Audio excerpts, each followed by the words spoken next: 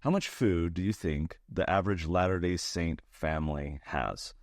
And is food storage in the LDS Church kind of a thing of the past? You don't hear leaders talk about it as often or in the way that they used to. Those are the questions we're going to unpack in today's Sunday Musing. And to begin, I want to share a little snippet of an upcoming General Conference talk. At the time of this recording, next week, we're going to be having General Conference, and the presiding bishop released on social media a paragraph from the talk that he's going to be giving next week as a little bit of teaser. So this is what this statement says from the presiding bishopric.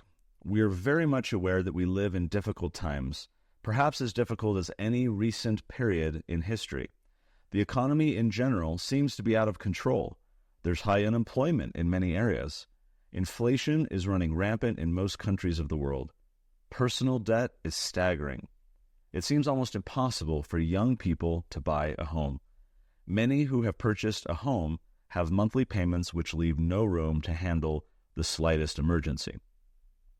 Okay, now for the reveal. I fibbed a little bit. That is not a preview of what we're going to hear next week in General Conference. It's not from the current presiding bishopric or bishop.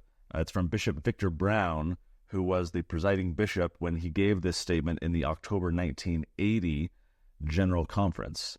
So almost 44 years ago, a year before I was born, this statement was given. But you read it, and it's very descriptive about the circumstances today, right? High unemployment, inflation running rampant, impossible for young people to buy a home, people who have all this debt and struggle with monthly expenses and so forth. 44 years ago, that counsel was given. And so it's interesting to view that in the context of the teachings that we have as Latter-day Saints received for decades past. Now, we'll talk in a little bit about two things. Number one, what's some data that I can share with you about the average preparedness of, or I should say the preparedness of the average Latter-day Saint family, but then also what's with this idea of us hearing less in recent years on the topic of self-reliance and preparedness? Is there anything to that should concern us or that she would wonder? So that's where we're going to head. First, I want to, not to beat a dead horse because so many of us had heard a lot of these statements in past years, but perhaps especially because we haven't so much heard it recently, it could be good to have at least a little bit of a refresher about what some of the church leaders in the past have said on this issue so that we're on the same page before we then look at the changes that have been made in more recent years. So here, let's start in 1980. This is President Benson talking about the topic. Today I emphasize a most basic principle: home production and storage. Have you ever paused to realize what would happen to your community or nation if transportation was paralyzed? Or if we had war or depression? How would you and your neighbors obtain food? How long would the corner grocery store or supermarket sustain the needs of the community? Okay, and it's in that same talk that President Benson gave that he also addresses this question of welfare or government dependence. I'll talk in a little bit about that issue and what the current church policy says about turning to the government for help when you need assistance. But here's from the same talk, President Benson talking about whether we should be relying on the government for help when we fall into hard times. Unfortunately, there has been fostered in the minds of some an expectation that when we experience hard times, when we have been unwise and extravagant with our resources and have lived beyond our means, we should look to either the church or government to bail us out.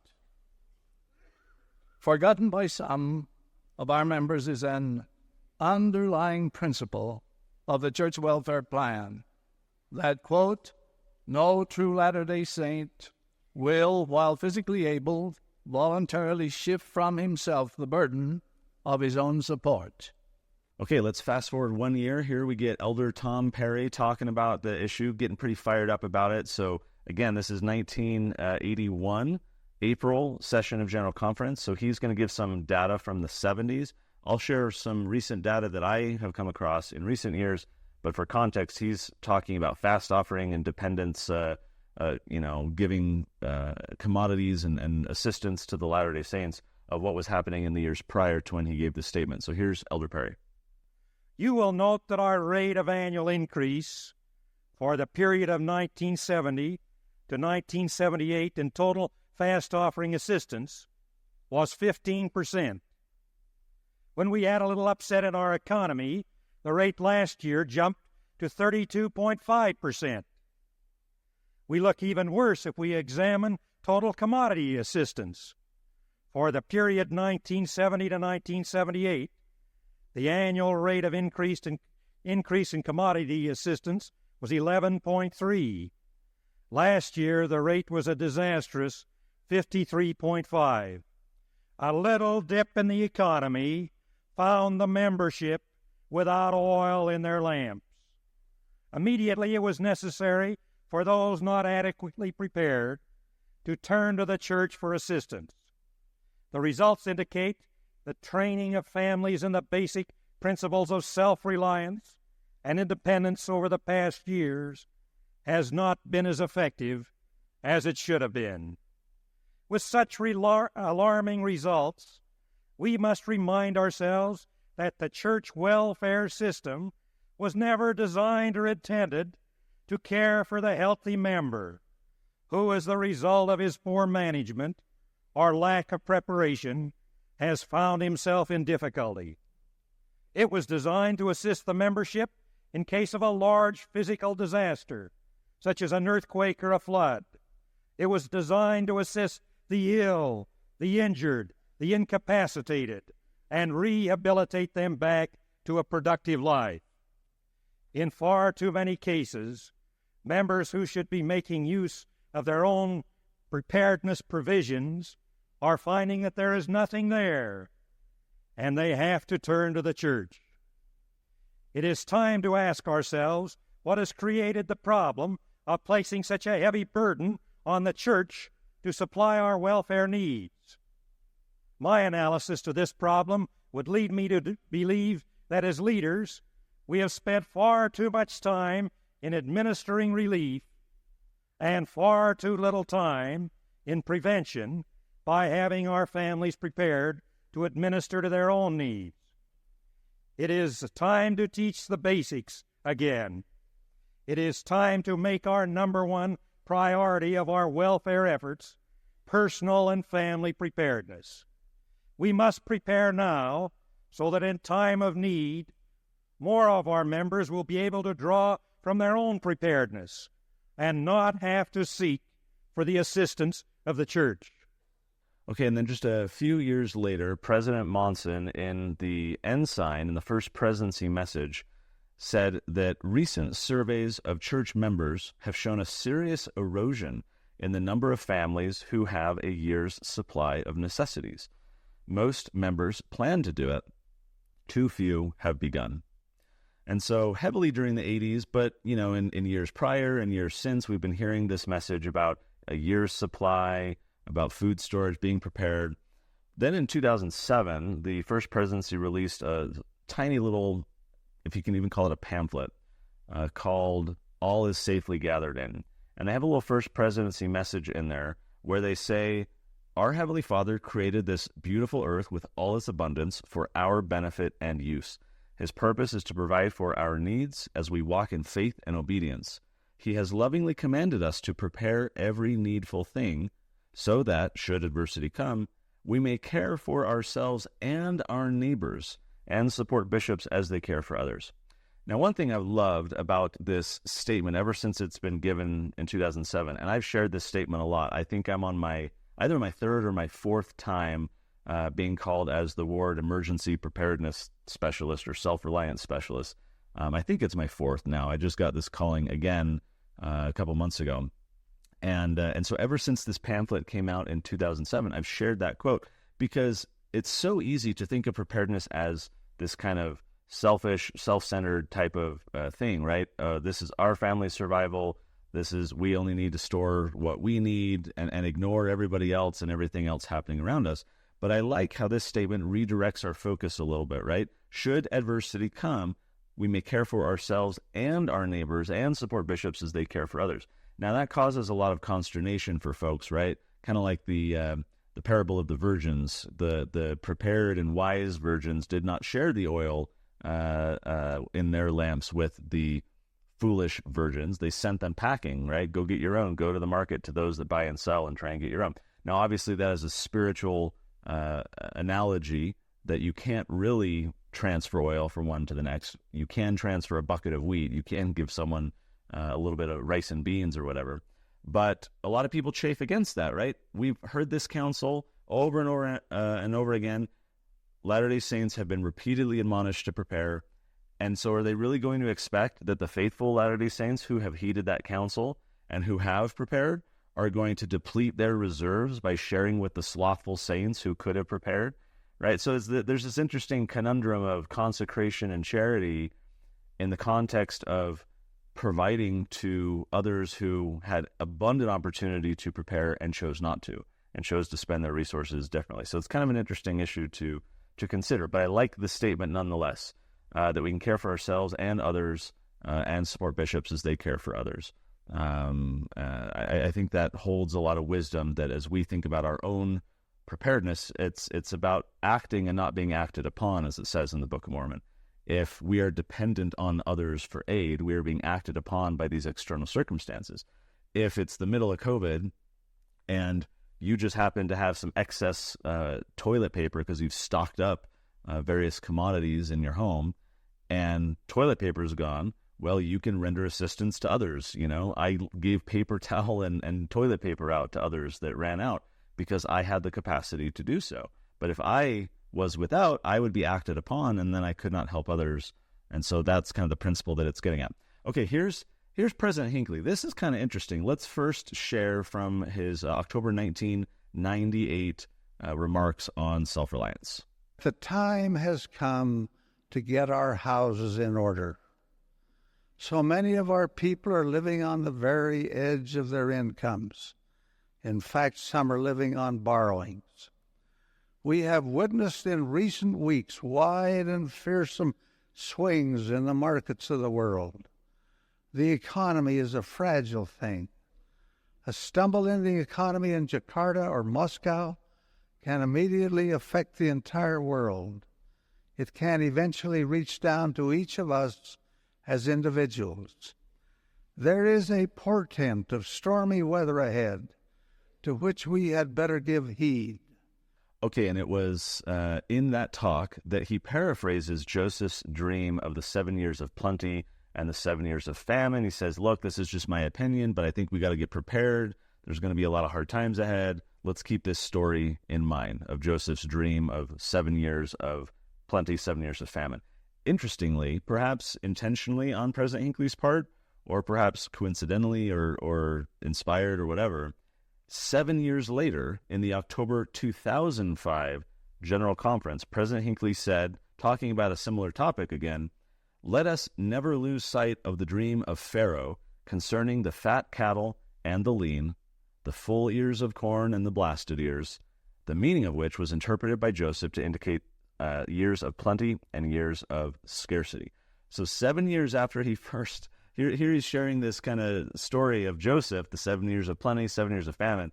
Then President Hinckley mentions this in 1998, and then 7 years later he says, hey, let's remember this, which set us up for 2012. I mean, here we are now, a dozen years later, of course, but really kind of, I remember at the time I was kind of like, oh, does this mean something? And but regardless of the 7 years precisely, President Hinckley talking about there's a portent of stormy weather ahead. And that talk, the quote I shared at the outset from the presiding bishop 44 years ago, being as relevant today, if not more so, than it was at the time that he gave it in terms of the description of the economic challenges and the hard times that a lot of people are going through, especially around and after COVID, really shows the relevance of these messages even decades later. Here is President Monson, 2001. He said that we urge all Latter-day Saints to be prudent in their planning, to be conservative in their living, and to avoid excessive and unnecessary debt. Many more people could ride out the storm-tossed waves in their economic lives if they had a supply of food and clothing and were debt-free. Today we find Many have followed this counsel in reverse. They have a supply of debt and are food free. Now, what does that look like in your family? I mean, pause to consider how much food storage your family has, how much debt or living paycheck to paycheck or financial struggle your family has. And then let's extrapolate that. What does that look like for the whole church or just your ward? So in a couple minutes, I'll walk you through some data that I've been able to generate, looking at least one small sample of data that we can then try and infer how prepared the average Latter-day Saint family is across the church. But first, let's continue to get through these final few statements. So this is from Spencer Kimball back in 1976. He says, consider the important food storage program, which we must never forget nor put in the background. As we become more affluent and our bank accounts enlarge, there comes a feeling of security, and we feel sometimes that we do not need the supply that has been suggested by the brethren. We must remember that conditions could change, and a year's supply of basic commodities could be very much appreciated by us or others. So we would do well to listen to what we've been told and follow it explicitly. All right, so again and again, right? Year supply, for decades, this was the policy, this was the counsel. Of course, there's scriptural, doctrinal support to back this up throughout the Doctrine and Covenants. Section 29, be prepared in all things against the day when tribulations and desolations are sent forth upon the wicked. In that same section of Scripture, a few verses later, all things unto me are spiritual, and not at any time have I given unto you a law which is temporal. So even as we talk about food storage and preparedness and so forth, we're really talking about spiritual preparation, and therefore the parable of the virgins is just as relevant here, even if what you're not storing up in your lamp is oil. You should be storing up provisions so that, as we've been counseled, we can help ourselves and then help others and help the bishop as he helps others in times of need. All right, and we've got section 38, if you're prepared, you shall not fear. Section 109, prepare every needful thing. So again and again, we have this lesson being given. Now, the question I have for us to consider briefly is, where's the government play into this? A lot of people, right, why prepare? Because FEMA will step in, or there will be a government program to be able to provide for our needs. They'll set up a community shelter, and we can just rely on the government. Now, I'm not going to delve into this too much. I did a whole separate musing on this about a year ago.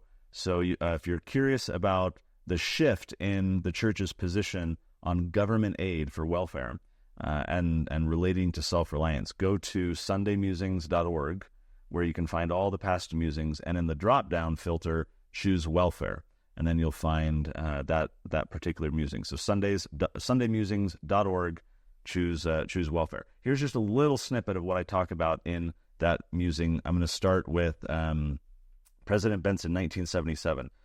He's president of the Quorum of the 12 at the time. He says that occasionally we receive questions as to the propriety of church members receiving government assistance instead of church assistance. Let me restate what is a fundamental principle.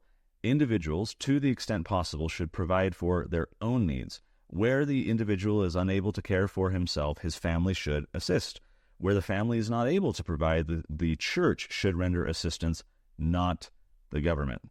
Okay, that was the fundamental principle being taught by, at the time, the president of the Quorum of the 12, and accepted as doctrine because it's what other leaders talked about as well. Here's Bishop Clark from the presiding bishopric a few years later, 1982, saying that the individual is all important in the Lord's plan.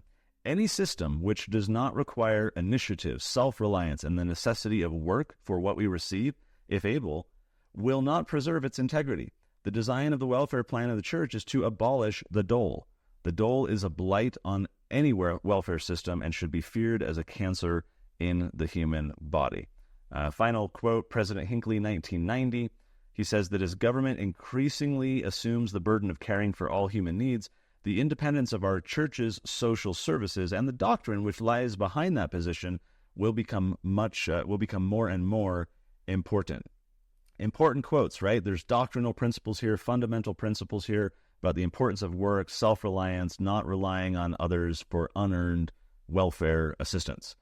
So at the time, for years and years, that was the policy in the handbook. 1980, the Welfare Services Resource Handbook said that Latter-day Saints are encouraged not to accept unearned government assistance. If an individual accepts unearned government assistance, he may not accept church commodity or financial assistance at the same time. They're trying to stop double dipping. That handbook also quoted a statement from the presiding bishopric, which was issued 2 years prior in 1978, that said no true Latter-day Saint, while physically or emotionally able, will voluntarily shift the burden of his own or his family's well-being to someone else. And 1999, the General Handbook, still singing the same tune. It says that when church members are doing all they can to provide for themselves, but still cannot meet their basic needs, they should first turn to their families for help. When this is not sufficient, the church stands ready to assist. So help yourself, then your family can step in, and then the church. And yet in 2010, we start to get a little change in the handbook. It says, leaders may also help members receive assistance through community and government agencies. And then in 2020, we get a huge change, what I at least perceive to be a huge change in the handbook. Now, it starts by talking about the Lord's storehouse. And in the early days of the church, the bishop's storehouse was literally where you would bring your consecrated or tithed provisions. You'd bring your chickens, you'd bring your poultry, you'd bring your crops, right? And that's where you would be giving the tithe amount of your increase, and then that food would be distributed to the poor and the needy. So in the handbook, since 2020, it says that the Savior taught, impart of your substance unto the poor, and it shall be laid before the bishop, and shall be kept in my storehouse to administer to the poor and the needy.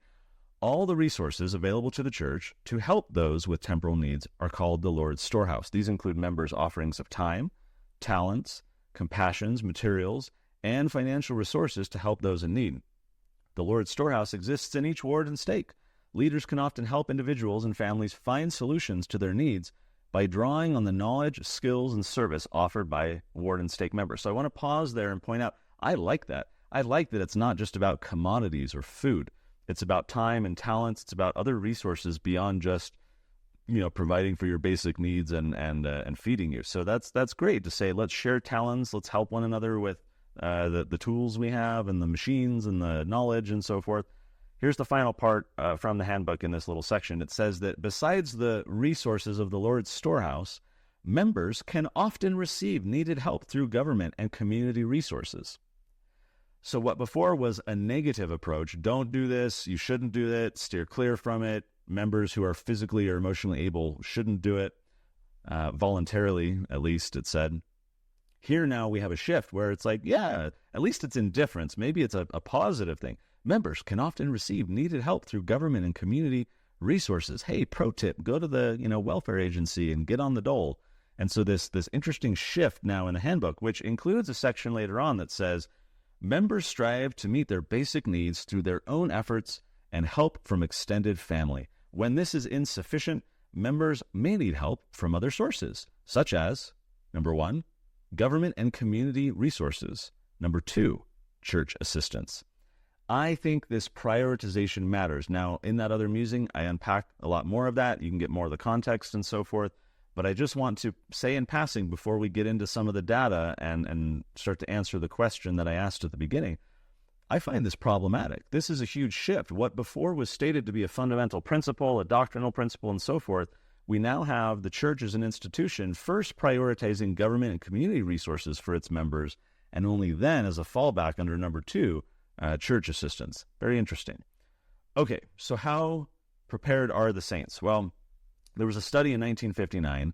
This was reported in the Improvement Era, the church's magazine, and it stated that approximately 80% of our active Melchizedek priesthood holders do not have on hand the essentials that will preserve life for 1 year.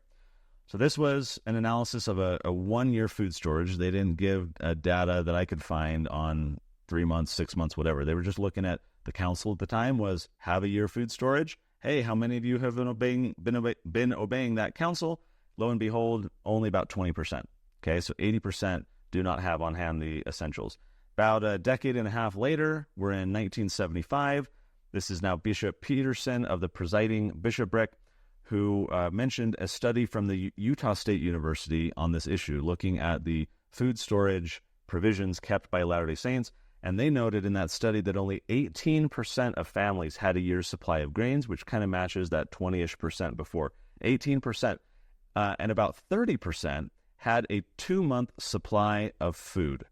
The remainder had little or none. So the remainder is half. Half of saints had little or none, and this is in the mid-70s, right at the time where Elder Perry is remarking, because it was in 1981, where he's saying, here in the 70s, we had all these people leaning on the church, right, for help.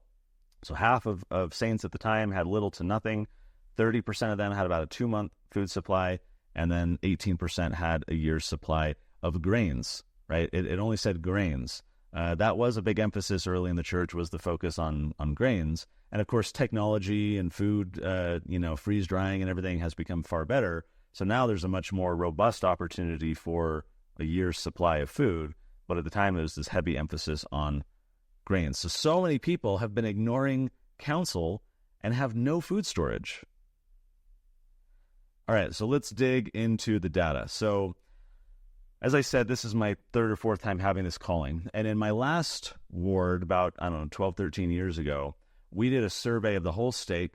We did a block captain drill and all this kind of stuff. And as part of that, we were going around door to door asking people how much food storage they have, if they had 72-hour kits, and so forth, trying to at least get a little bit of data for our community. Now, I lived at the time and still live in Lehi, Utah. So mind you, this is Utah County, Mormon corridor, right? You would think that if anyone in the Mormon diaspora across the country or across the world is heeding counsel, that it would be these saints, living at the feet of headquarters or whatever. And so in a moment, we can talk about the extrapolation or the inference here. If I've got little bits of data from my wards, how relevant is this to kind of the broader church, to your own ward and the experience based on where you live? So then I have that same calling. So now I just did a survey. In fact, we held this week, I held a Preparedness 101 evening for our ward. We had 40 or 50 people come, gave them all freeze-dried candy after. Now we're doing a group buy on some water barrels. And so I do a lot of group buys for our ward and community, just to encourage people to stock up so that not everyone comes to me in an emergency, knowing that I, have been preparing. So we do a lot of group buys and things just to encourage other people to take action. So I'm going to start first by sharing a little bit of data from my current ward that I just got this week, and then I'll show you from that last ward. So at least 2 data points of wards in Lehi, Utah. Infer from this what you will as to its accuracy and relevance for your ward, but here's the data that I concretely have and have obtained myself.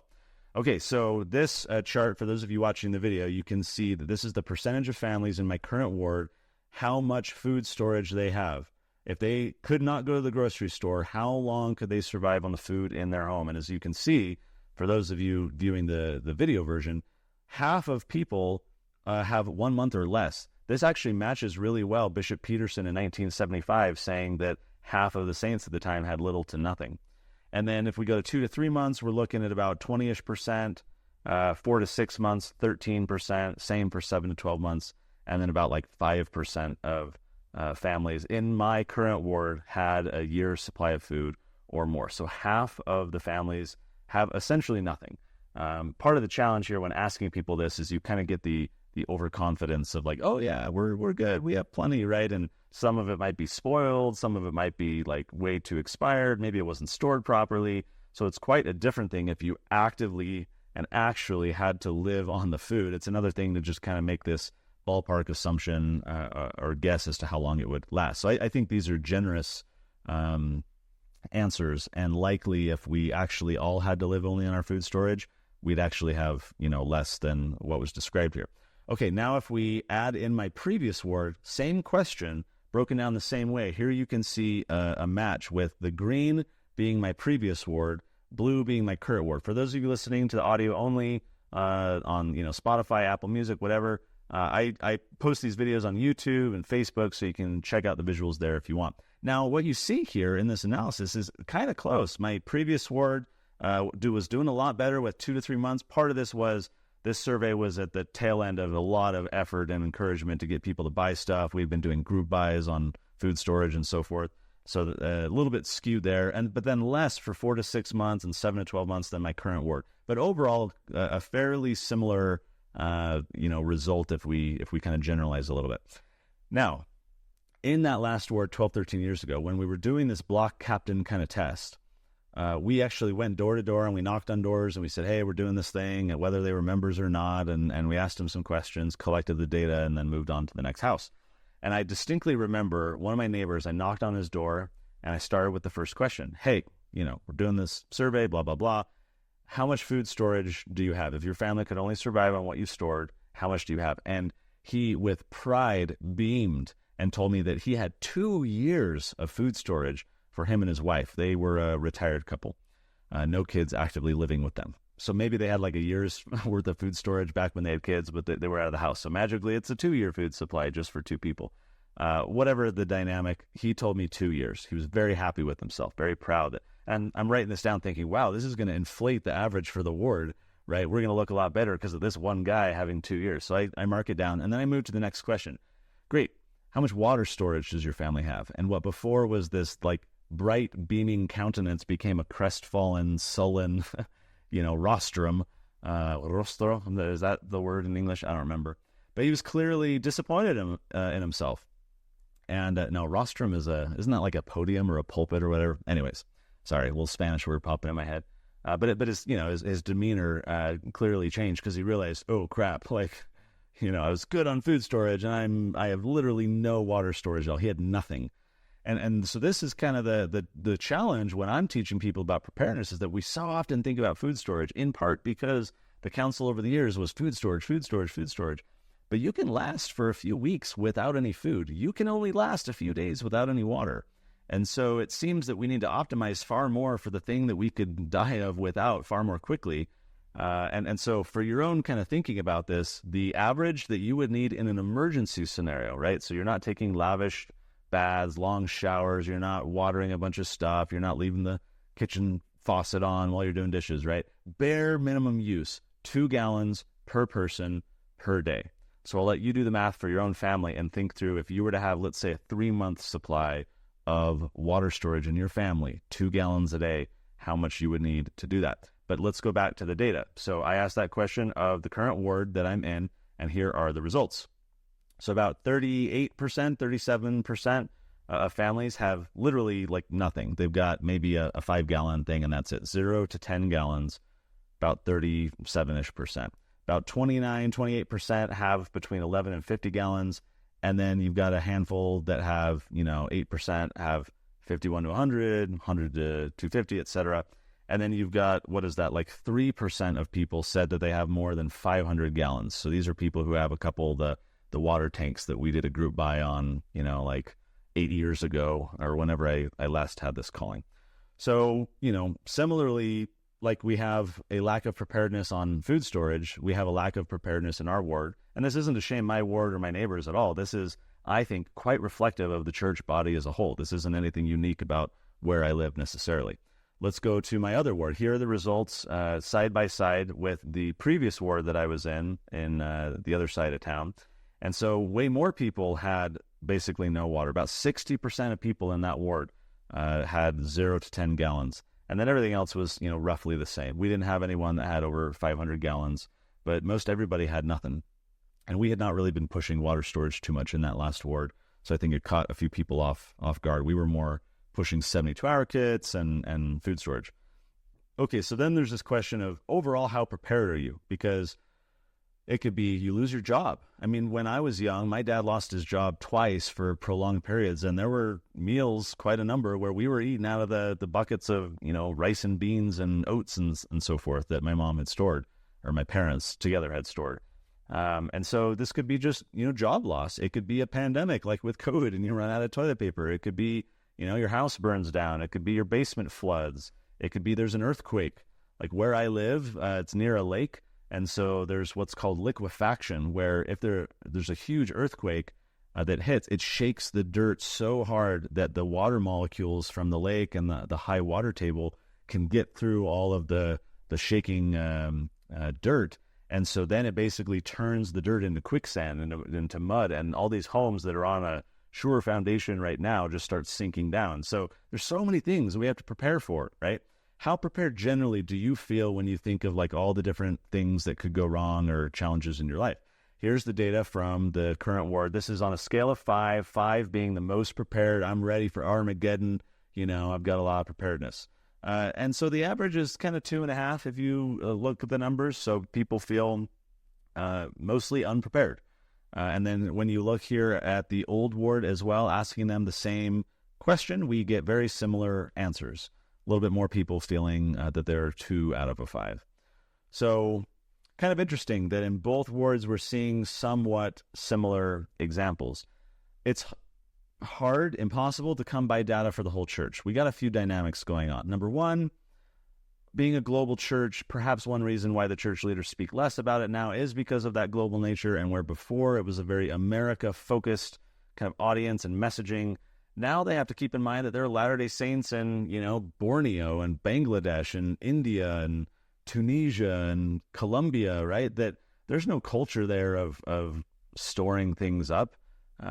People often don't know where their next meal is coming from. So how do you push people to store up extra provisions when they're struggling just to get by? So maybe that's a dynamic here, right?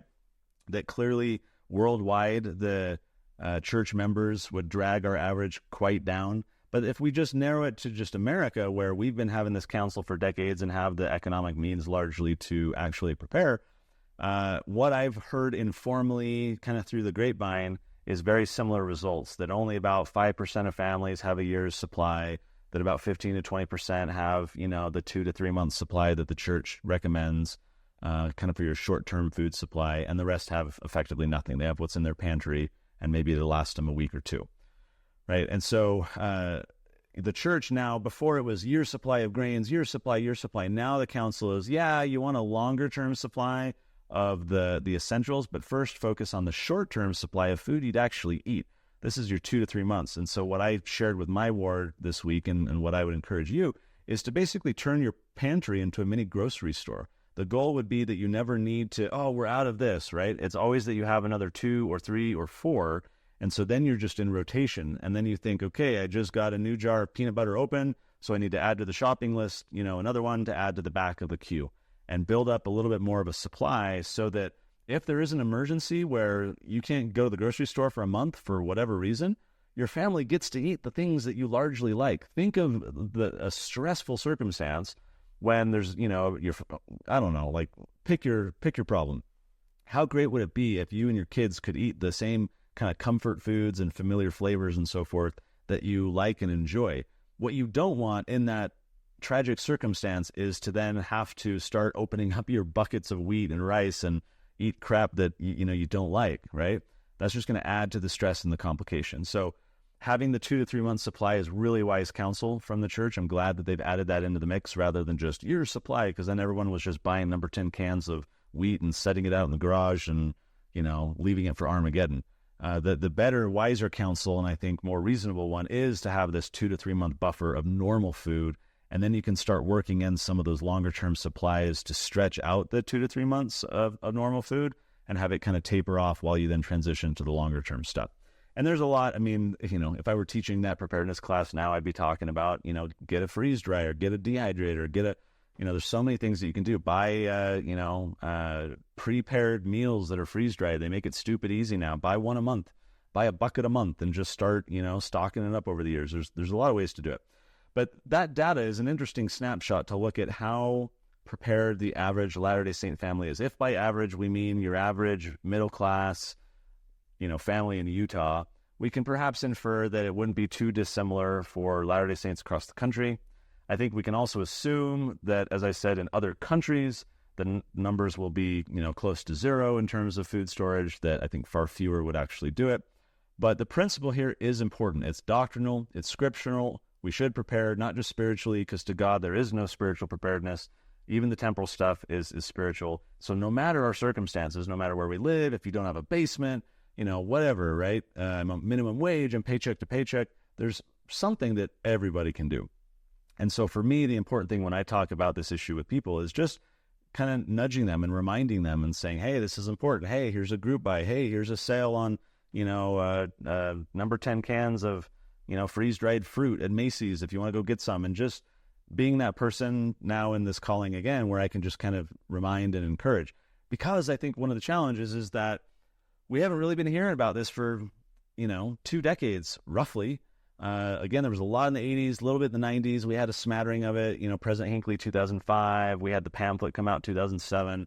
But by comparison, in the past couple decades, we've heard far less, which in conclusion leads to a couple quotes to share.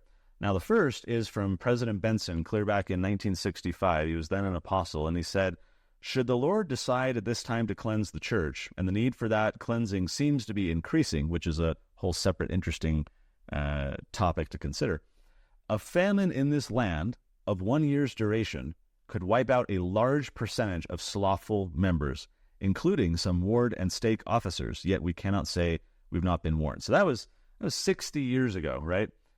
Number one, him saying that we have a need for cleansing within the church, within church membership, to kind of separate the wheat and the tares. But this idea that if there was a 1-year famine, if you had to survive for 1 year on your food, could you do it? And would this be a way to sift the wheat from the tares? Would this be a way to sift, faithful Latter-day Saints who are adhering to the doctrinal scriptural principle of preparing every needful thing, preparing against a day of want and suffering and so forth? Why then have we not heard church leaders talking about it more recently? Well, again, it could be because we're more global now, so it's less relevant to a global audience. It could also be that we've ignored counsel, and therefore the Lord has shut the mouth of the prophets and said, hey, they don't get that message anymore. They've had their chance. Here is a snippet of a talk from October 2020 General Conference. This is Elder Bednar talking about precisely this issue. Some church members opine that emergency plans and supplies, food storage, and 72-hour kits must not be important anymore because the brethren have not spoken recently and extensively about these and related topics in General Conference. But repeated admonitions to prepare have been proclaimed by leaders of the church for decades. The consistency of prophetic counsel over time creates a powerful concert of clarity and a warning volume far louder than solo performances can ever produce. So the counsel still stands. Maybe we're not hearing it as much, whatever the reason for that. The counsel's still there. And even if it's not coming from leaders of the church or from God, it's just wise counsel. I grew up in San Diego, and periodically there were a number of fires that would go through the community. And this might have happened on my mission. So my mom told me about this. I might have been away at college, but she was on the city council. And one year, there were a bunch of homes that burned down in our community. And so she helped kind of take charge at the local shelter and coordinate supplies, get resources from some of the local stores to donate and help these families whose homes had burned down. And she commented how these families had basically a moment's notice to prepare, or rather to leave their house. Knock on the door, hey, fire's coming down the road, we're evacuating, you got 60 seconds to get out. If you got that knock on the door, what would you grab? Think about that. What would you grab if you had 60 seconds of notice to get out of your house? The challenge is, in the moment, you're not going to think clearly about what you need to grab. You're going to focus on the humans. That's good, right? But after that, what do you prioritize? If you haven't already done that thinking, if you're not prepared, you're going to fear, you're going to make poor decisions. And so at this shelter, people were showing up with like their big screen TV that they pulled off the wall, right? Or the kids' backpack with homework so that they wouldn't fall behind. And these things that clearly in retrospect, they're like, oh, kicking myself. If my home burns down and I don't have X, right? Could be the family photo albums, right? It could be this safe. It could be this cash reserve, whatever it is, right? They're kicking themselves because they didn't think about it. So one of the things that we do, and I encourage others to do, I shared this with my ward as well, is inside the kind of coat closet right at the front door of our home, on the wall on the inside, I have a piece of paper there that lists in order of priority the things that we would grab.